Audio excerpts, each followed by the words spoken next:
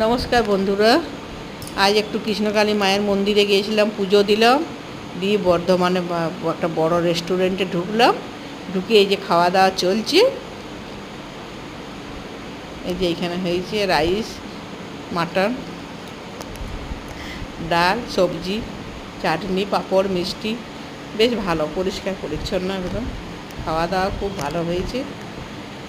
যে মায়ের পুজোটাও খুব ভালো হয়েছে, আজকে দিনটা খুব ভালো গেছিলো। আজকে আমাদের একটা নতুন গাড়ি কেনা হলো, তো দিয়ে একটু মায়ের মন্দিরে পুজো দিতে গেছিলাম।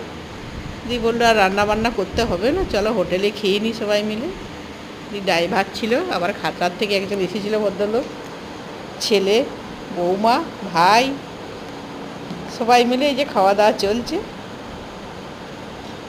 খুব ভালো রান্না বান্না, সুন্দর।